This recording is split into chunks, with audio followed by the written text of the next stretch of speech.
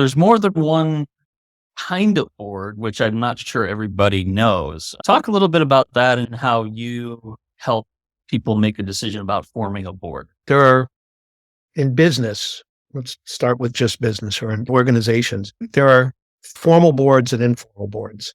And let's focus on the informal board is the head of the company picks up the phone and calls somebody and says, what do you think? Yeah. And sometimes the people give them a good answer and sometimes they don't, but that's the informal. And there's a number of people that you can reach out to.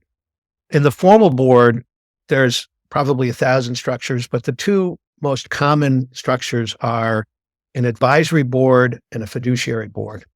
The fiduciary board is something that most companies are required to have by law, and they are the ones who strictly run the company or make several decisions. However, in a lot of companies that are closely held, the fiduciary board may very well be a board in name only. They meet on an annual basis. The guy who's sitting at the head of the table says, this is what we're doing. They say, fine, sign the papers, done. Now, a real fiduciary board, an active fiduciary board, does have the right to hire and fire the person sitting at the head of the table, the CEO, not the chairman of the board, but the CEO. They've got other rights that are stipulated in the law. And then there are rights that they are granted by the shareholders.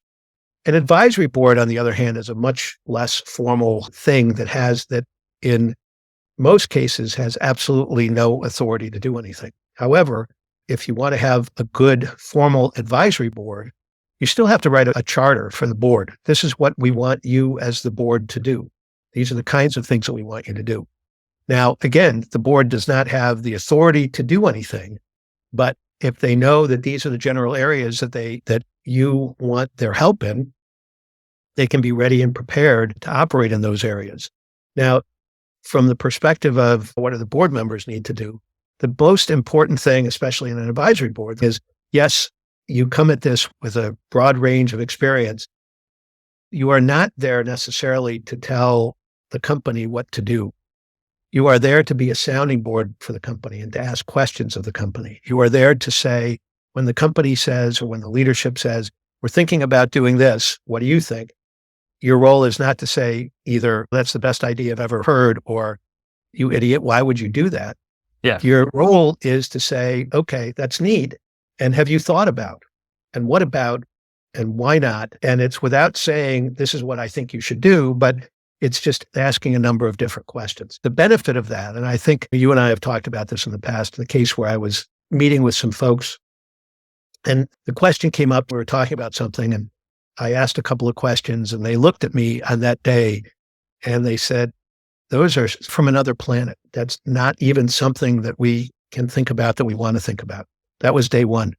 2 or 3 days later, I got a call from the CEO saying, we were having another meeting yesterday and we were talking about this issue and someone brought up the comment that you made.